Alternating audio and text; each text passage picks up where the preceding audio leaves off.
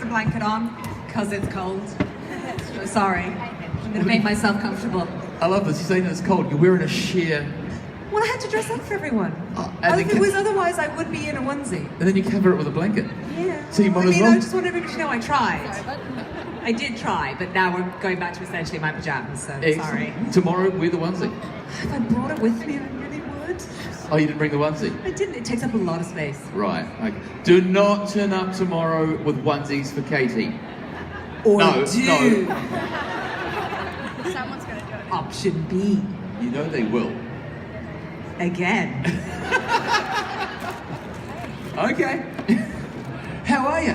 I'm good. How are you? I'm excellent. I'm much more chipper than I was last time because I'm not death with jet lag. Yes. But that doesn't mean I won't completely mess up any answers. I just don't have the excuse of jet lag anymore.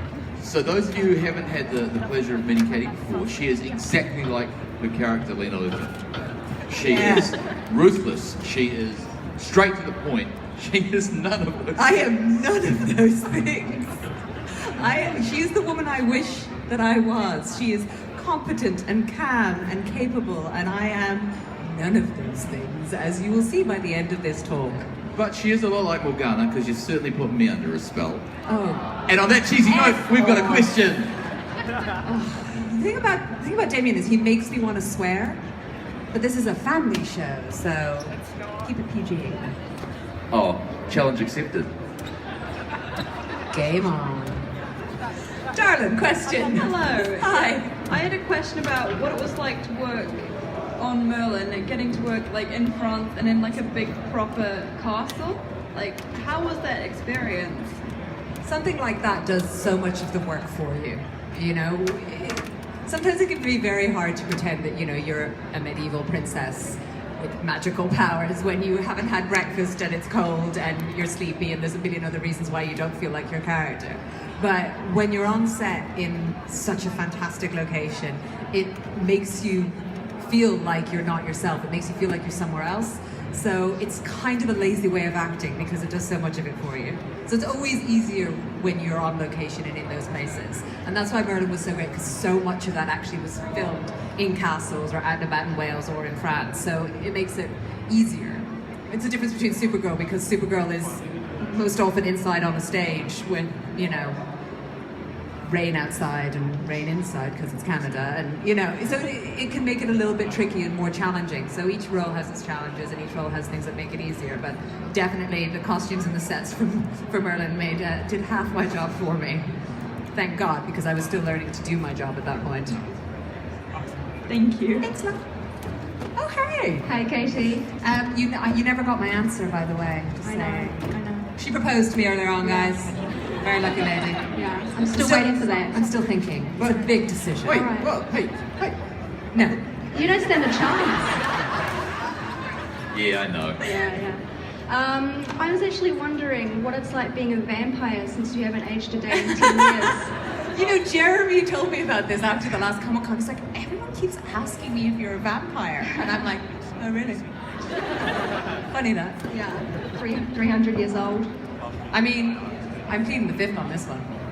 I'm either a vampire or I'm a very good surgeon. Either way.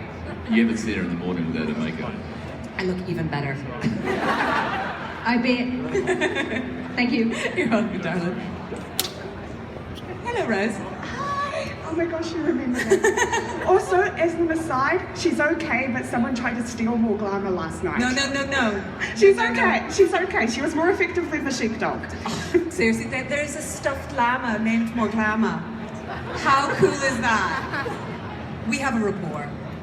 It's amazing, and I felt her pain last night that she was nearly robbed, but she couldn't be that far away from me, that's why she didn't go. Yeah. Well, first of all, Morgana is an absolutely fascinating character. I love her to pieces. And I was wondering, considering one of my favourite things about Merlin is how destiny and how it questions the role of destiny in their lives. I was wondering if you thought that destiny made Morgana do it, or if there was something in her personality that made her, meant that she always had a bit of a nasty side, like everyone. Oh. I think the difficulty with the idea of destiny is that guys stand up, seriously. He's looking at me. Hey, thou shalt not pass, buddy. And I think the difficulty with the idea of destiny is it takes away the idea of personal responsibility sometimes. And I think Morgana was always very clear that with what she was doing. You know, she didn't give away. I'm trying to find the best way to say this. I think destiny takes away responsibility from Morgana, and I think she was very responsible for what she did. I think she knew what she was doing. I think it was part of her plan, it was part of her idea. She was very conscious of the choices that she was making in order to do what she thought was right. So, do I think she was destined? No, I think she made a choice. I personally believe she made the right choice. I don't know if you seem to agree with me, but I think she made the only choice she could given the situation that she was in. Whether you believe that she was destined to be in that situation, I think that's your own interpretation, and that's totally fine. And that's what's great about most of the characters we play, is that they can be interpreted in any way. So personally, I believe it was a choice for her, and that, yeah. Thank you. Thanks, Rose. And I'm sorry, that was probably a terrible answer. I got completely befuddled by Gandalf. Actually, my question kind of leads off that. Amazing, it's like you planned it.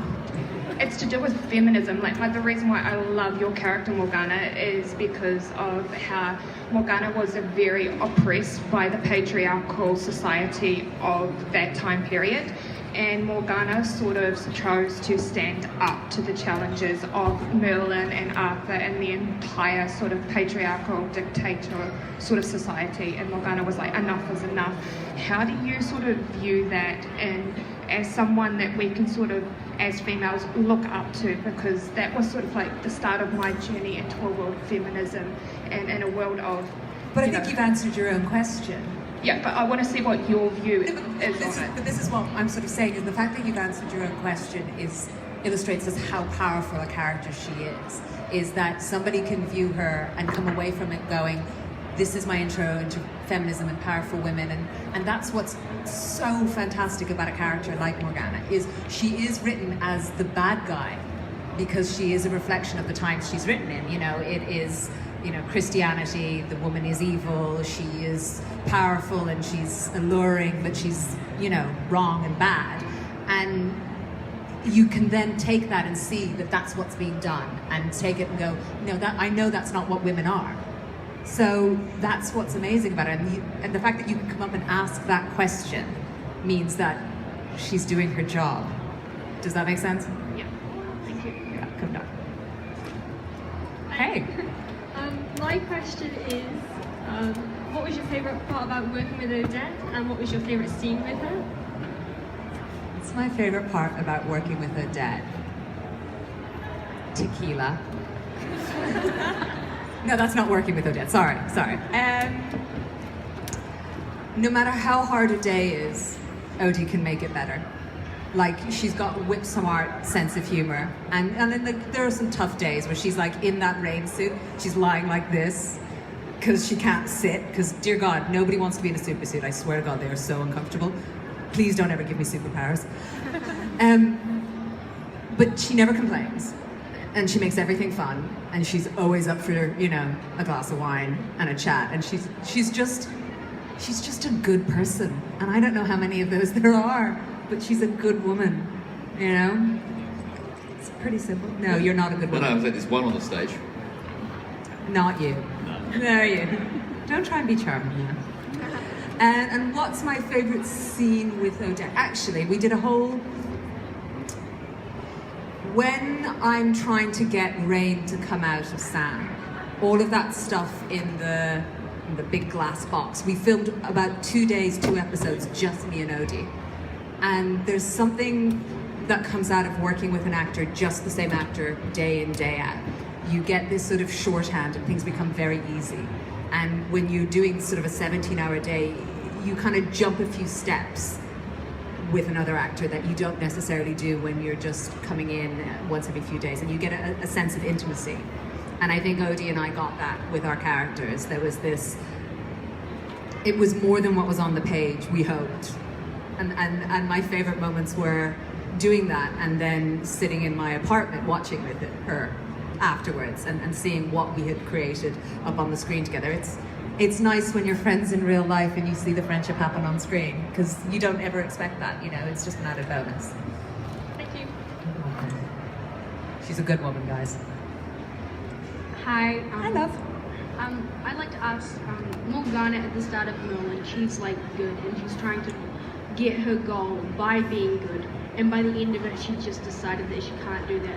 What was it like playing that transition just from good to evil? See, I don't see that she transitioned from good to evil. I see that she stayed true to what she believed, just she stopped believing what other people told her.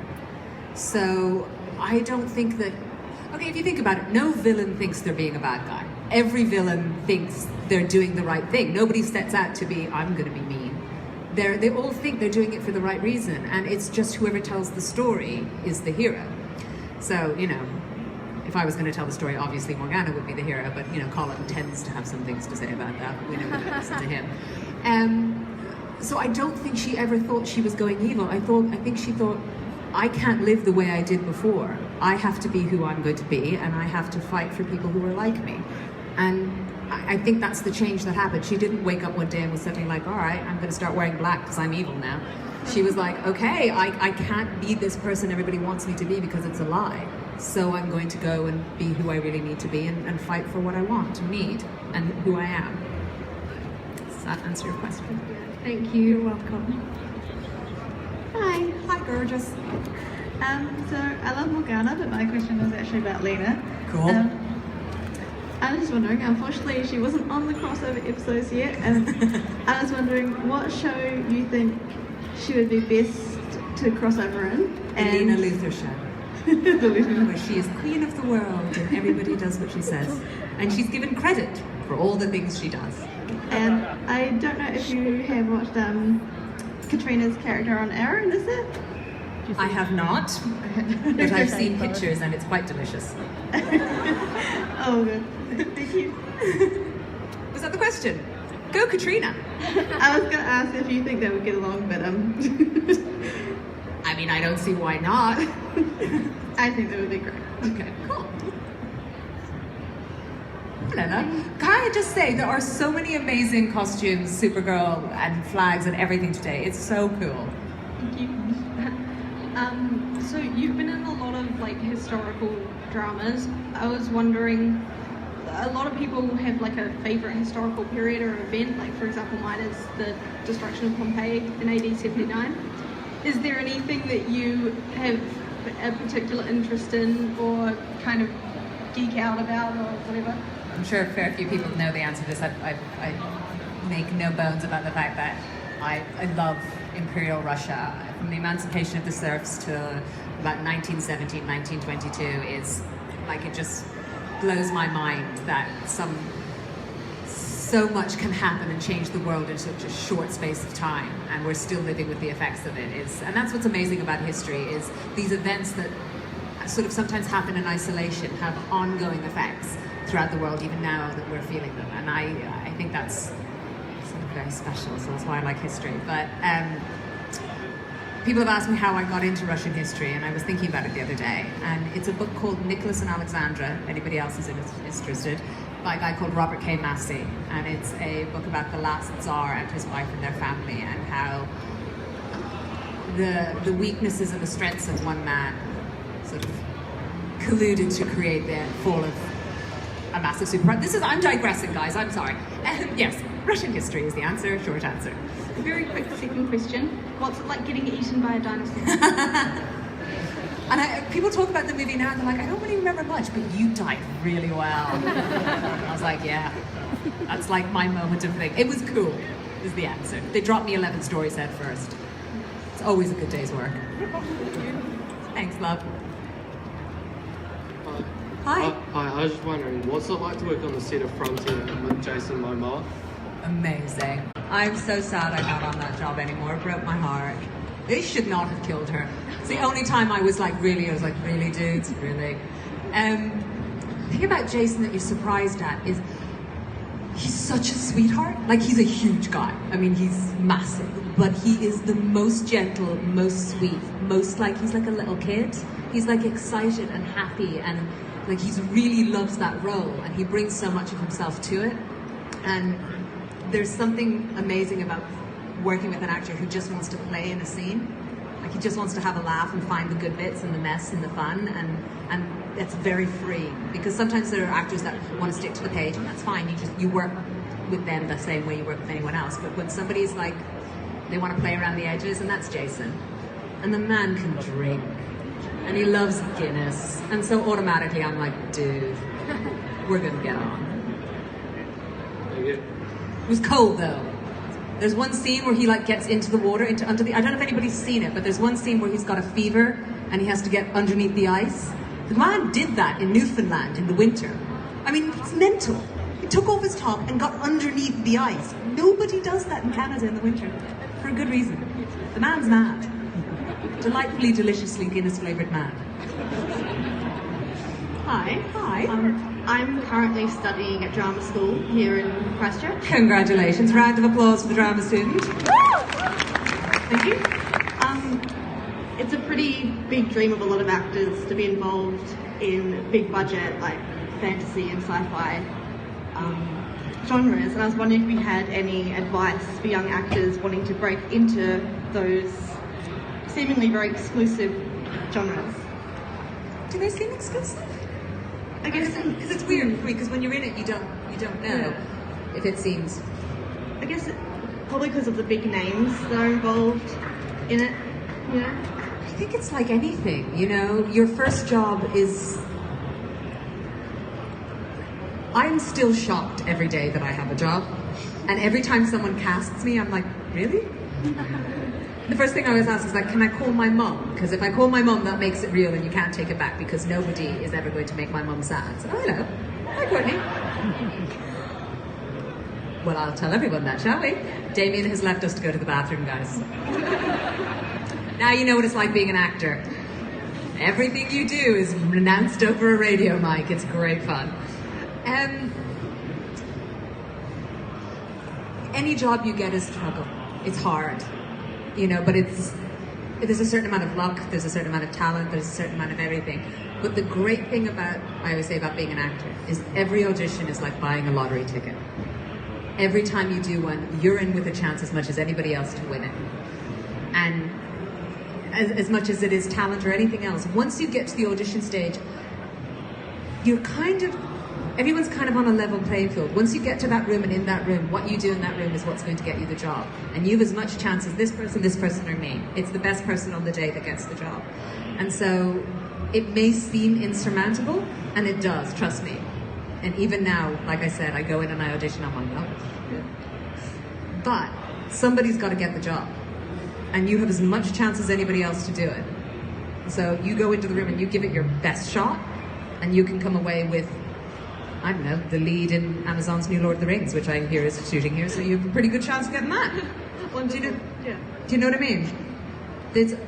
It may seem insurmountable, but I promise you if I can do it, like anyone in this room can do it. Because I seriously had no idea what I'm doing and still don't. That's a wonderful way of looking at it. Thank you. But listen, it's buying a lottery ticket. You got to be in it to win it. Thank you so much. Hi.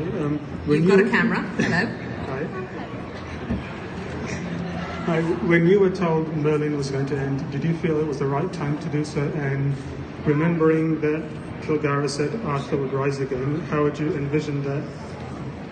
It's a real privilege as an actor when you're doing a TV series to be able to do it from day one to day end. It's very rare. And what also we had was, we were all signed for 5 seasons. We all knew we were doing 5. And we all, I mean, to be fair, we all wanted it to end at 5 because we wanted to be able to tell the story of our character. I didn't want to give up my character to anybody else. And the thought that somebody else would now play her in a reboot, no way. Mine. So it is a privilege to be able to say that we told the story in completion for all the characters the way we wanted to do it. And so, were we sad when it ended? Of course we were sad, but we also felt that it was the right time and it was a privilege to be able to tell the ending the way it was always envisioned. And Arthur may rise again, sure. But I'm not going to let anyone else play my character, she's mine. And what was the story about you and Colin bringing your own tea on set because you didn't like the stuff that they gave you? Oh, I only drink the one type of tea, and it travels around the world with me. It's Irish tea, it's Barry's tea. So you know, there you go. I swear to God, I'm like, my mum hooks me up. It's like a drug mule. I ring her up, I'm like, Mum, I'm getting low. She's like, it's okay, I'll send a secret package. And she's now already hooking up so many other people, because once they try it, they don't go back.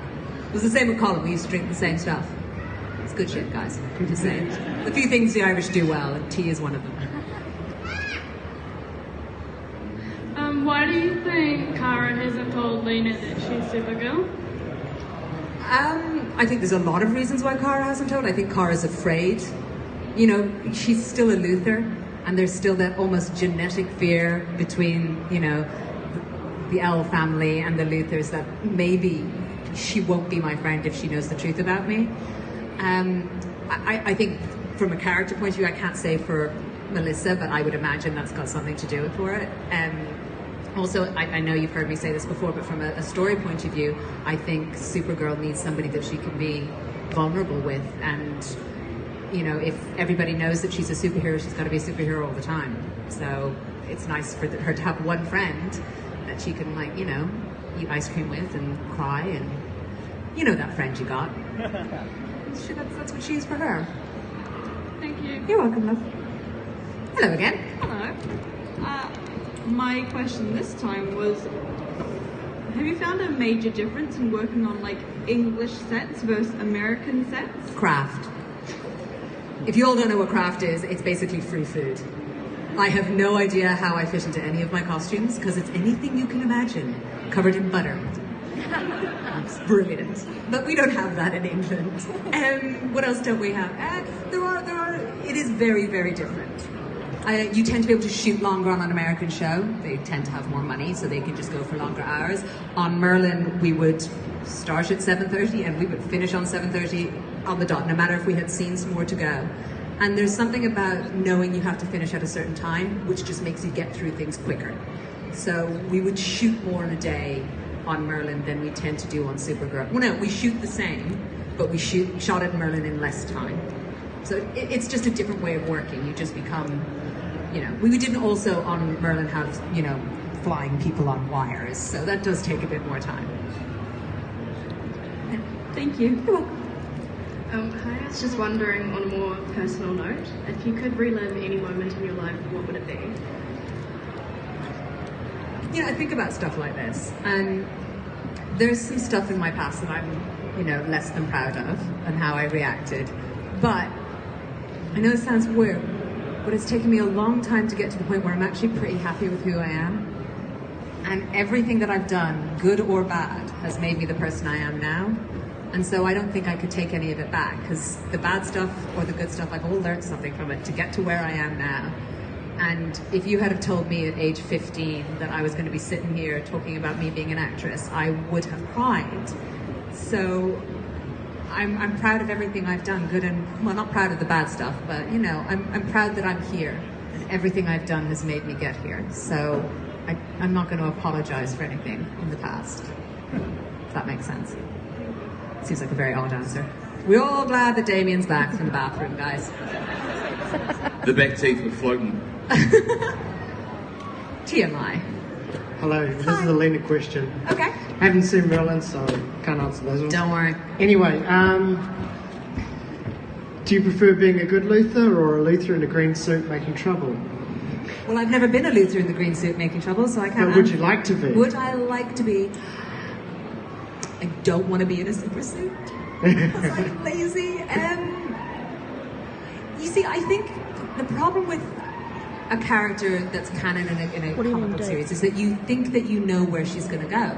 You think you know that because she's a Luther, she's going to be bad. But who's to say that's the way it's going to be? You know, just because you can't define somebody by their last name. That's giving the game away. So I don't know who she's going to be. So I can tell you it's more fun being bad than being good. Yes, it is. But I don't know who she's going to be yet, so because we're up to that bit where she's just broken free of the glass box or whatever it is, and that's the end. That's where we're at in the series at the moment. Ah, well, you're just going to have to watch, aren't you? Of course. Everybody tune in, please. Anyway, so I was just wondering what they were going to do with that. Oh, I couldn't possibly tell you that. I was Obviously, thinking I would never do that. I will totally tell But you if you prefer ask me villains yourself. to heroes. Pardon? You prefer villains to good guys. Always. Always. Doesn't everyone? Is that just me? Okay. You got a microphone. Yeah, I like anti-heroes. Yes. I feel like because nobody feels like they are always good all the time. I don't know if it's me. I feel like, I'm a flawed person. And the weight of being a hero would be way too much for me. And I'm not capable of that because I'm human. There's no, I tend to identify more with the flawed. The massively, massively flawed. I don't know. Hi. I was just wondering, with Lena and Supergirl's relationship at the moment, do you think it's possible that they're going to be able to fix that and be friends again? I think the great friendship for Lena was always Kara rather than Supergirl. I think she had great respect for Supergirl and she admired her. But her best friend was always Kara. What do you mean by that? You have to remember for Lena, they are two very different people. I know, guys, I know, two very different people. But I think it was easier for her to be angry with Supergirl because she didn't have the great friendship and love that she had for Kara. So when Supergirl, she was destroyed when Supergirl sort of disappointed her, but I think if Kara ever did that, if she found out, I think she would be even more destroyed. So do I think that Supergirl and her's relationship could be repaired? I think they could get back to, I think she still respects her, but do I think they'll get back to, I think it's less important for Lena than her friendship with Kara. Does that make sense? On that, do you think it's going to affect Kara's friendship with Lena? I think you'd have to ask Melissa. Thank you. You're welcome. Hello. I was just wondering what it was like moving on after Merlin finished. How did it feel? Petrifying. It was everything I'd known. When I say I learned everything as an actor on Merlin, I did. It was my drama school, it was my baptism of fire, it was everything. And it was a privilege to be able to do that in such a safe environment. And then they took that away. And I was out in the world all on my own, having never really done anything without the security of Merlin before. It was absolutely petrifying. And so when I went into Dracula, I was like so scared. And I look at the first few scenes that we filmed that, and I just feel like Lucy is so petrified when I watch it. But sort of the friendship and the care that I had from Jess and Smurfs and Ollie and Nonso and Johnny and everyone really helped me get through that. So when I look at Dracula, I'm almost more proud of it than I am than anything because of where I was when I was doing that and where I ended up at the end of it, if that kind of makes sense. Thank you. It's very scary. Not Dracula, that's not scary, I don't think. Hi. Hello. I was going to ask if you... two questions. Of course. Number one, do you have a New Zealand accent that you can put on for us? I would imagine it's very insulting. So I'm going to go with no. I can't even do an Irish accent, so let's say I probably can't do a Kiwi one. She's lying. Her Kiwi accent is awesome. Stop that. She just doesn't want to share it with you. I am just being mean. I really can't do it. It's terrible. You should ask Daniel. His is really good. His has gotten really, really good. Well, he asked him this morning. He said yours is better. He lied. Also, he came back and he was like, everybody thinks I'm Irish. I'm like, yeah, that's because they think you're a good man. Yeah, no one thinks that about Daniel, sorry. And what's the other part of your question? And the other question is, do you know what Hogwarts house you're in? Do I know? Apparently, according to the internet, I am the whole head of Ravenclaw. There we go, yes. Which makes my brother very happy because apparently we're a Ravenclaw family, because he's tested. I do believe most of my characters would probably be Slytherin. To be fair, let's go with yes, they would be. But I'm very happy to have my own Hogwarts house. Thanks, guys. Thank you very much. Thanks, love. I'm surprised. I would have thought Hufflepuff. And why would that be a bad thing? You say it like it is. Hello. Was it hard filming the Supergirl when you were having a fight with Supergirl in the when I was having a fight with Supergirl in the lab? like, was it hard filming it when you were having a fight? Yeah, because Melissa had tears in her eyes, and I forget that she's acting. I'm like, oh, dude, no, I don't mean it. So sometimes you're surprised by the other actor that you're working with, because you think you know how they're going to play a scene, and when they do something else, you can forget that you're like, because what Lena's saying is actually pretty hurtful. And I just thought, she's Supergirl, she'll be fine. But when Melissa played it, she was really affected by it, and then I felt really bad. But remember that Lena wasn't supposed to feel bad. So it's a bit difficult when you're an actor to remember that acting isn't real. When you're working with other good actors, they can make you forget that. And Melissa's a very good actor, so she does make you forget. And I don't know how she does that job. She makes that scene all so believable when she's running around in that cave. It's a gift. That woman is extremely talented. So, did that answer your question, love? Thank you very much. Hi. My mother actually likes the blanket you've got, so I'm wondering where you got that from. It looks really Thank you. It's really soft. It's Alexandra McQueen. Yeah, it's basically, I would like to point out this is usually my dog's blanket. I know, it's terrible. I bought this as a treat present for myself. My dog took one look at it and went, yoink. I've got endless pictures of him wrapped up in it, which is just like spoiled dogs of Instagram. Yeah, it's pretty cool. Thank you. So my question is around Lena's character. Mm-hmm. It's quite a complex character. She is a bit of a child prodigy. She's got a couple of doctorates. And I quite like how you portray the internal argument that she has between her predisposition to the Luther Empire and your... That was me, my fault. And her personal sort of her other argument with what's good with humanity, and I quite like that. Thank you for trying that. The other part of my question I've just literally forgotten. Oh yes, Lena's got some other tricks up her sleeve, I'm sure of it. Can you comment on what you think that Lena's got hiding up there? And we know that Supergirl is renewed for season 4. Are we going to see a bit more of Lena? And are we going to see a bit more of what I can tell you she's in season 4. Yeah. Yay.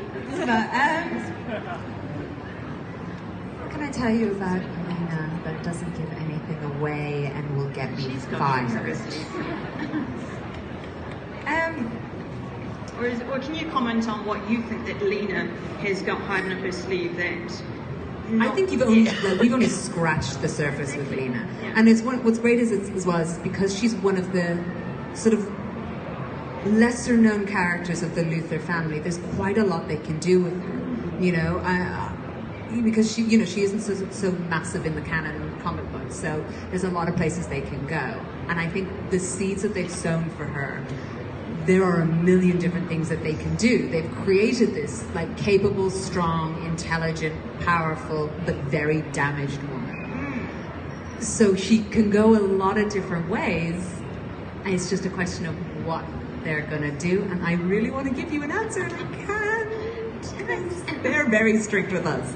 Also, I'm very strict with myself and try not to read stuff that will give things away, because I would tell everyone. I'd be like, yeah, what do you want to know? Sure, I'll give you spoilers.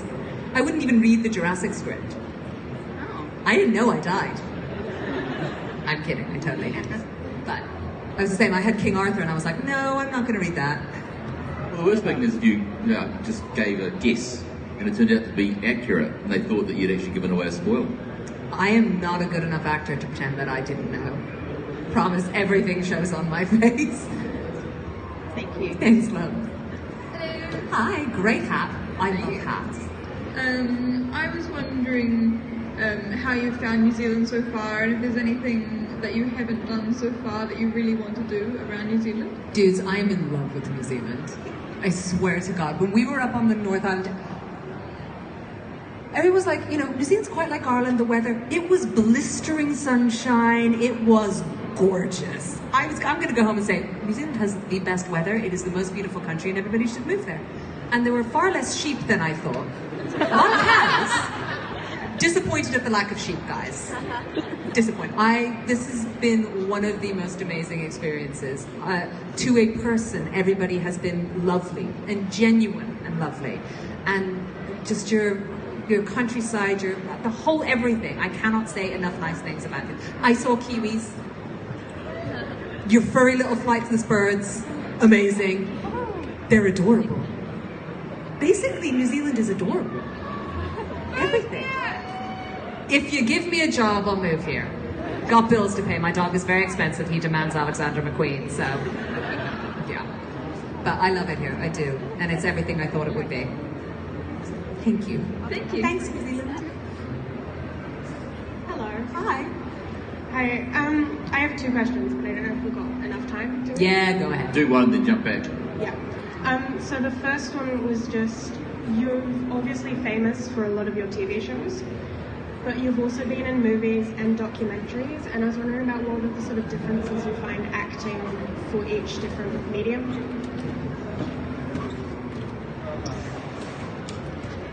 I mean, it's fun. I always just try to make the words not sound shit. Do you know what I mean? It's like you give me the words and I try to make them sound like they're something I would say. That's the basis of my entire acting. I'm like, let's just try and make these sound real. And so whether it's, Save the Chemicals, Not Me, or Shakespeare, it's the same feeling. You're just trying to make the other person believe it. And so I didn't go to drama school, and you can answer this for me. They probably teach you lots of different tricks between the difference between TV and film and theater. I don't know any of those. So basically all I do is make it sound real. And the only difference I've ever been told to do is Katie, this is a movie. Your face is 2 stories high. Just do less. Just do less. So I think if somebody was more trained, they'd have a really good answer for that, but I'm just like, just make it not sound shit. Thanks, love. Hi, I was just wondering, what was it like working with Anthony Stewart Head? Because I'm a big Buffy fan. Tony. Oh. Let me give you an illustration of why Tony is a nice guy. We were filming in France the first time. And so I barely know him, and I'm like a kid, and this is Buffy, so I grew up with Buffy, the man's a genius. And my brother calls me up, and he's like, Kate, this is weird, but my best friend, it's her birthday, and she's a huge Buffy fan, and she's a huge Giles fan. And I didn't get her anything for her birthday. So, would you be able to ask Tony to wish her happy birthday? But is it possible that he does it as Giles? And could he possibly say that he's proud of her as Giles? I'm not gonna lie, guys, there's a bit of wine taken at this point. So I was like, sure, I'll ask him, no problem. He took my phone, he phoned her up, and as Giles, he wished her a happy birthday and said, I'm so proud of you. That is a good man. He barely knew me, he didn't know her, and he just wanted to give her a good birthday. That is why he is a diamond gentleman. Thank you. You're welcome. Hi.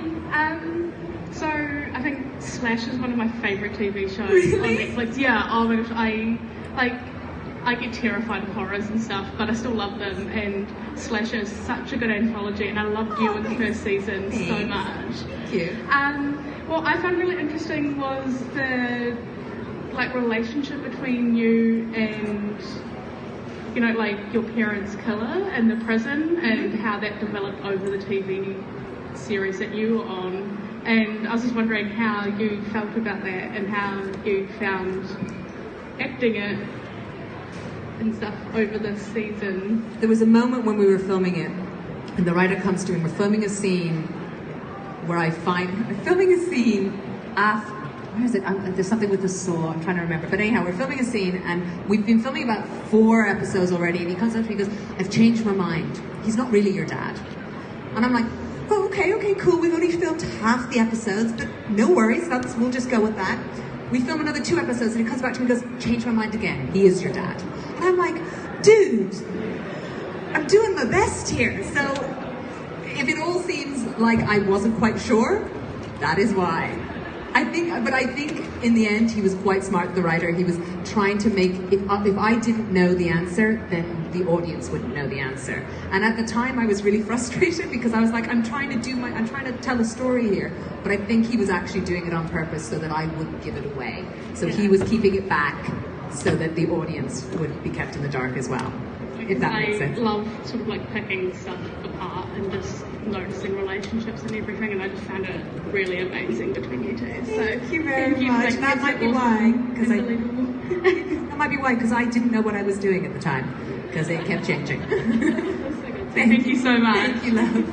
And nothing foretells the end of a panel than someone whose family's just been killed by an entire serial killer. This is the last one-on-one panel we have. You must be happy about this. So sad. So sad, but we get to hang out with you tomorrow. Yeah. Is there No, one? No, we're not allowed. You're done. That's it. Really? Yeah, well, look, Garrett's waiting to come on. Come on, Garrett. See, I knew that all these people here weren't waiting for me. Hey, Christchurch, please, she's been fantastic. We'll be all around the Kate McGrath. Thanks, everyone. I just got lipstick all over this, sorry. It's okay, no, Garrett wears the same shade.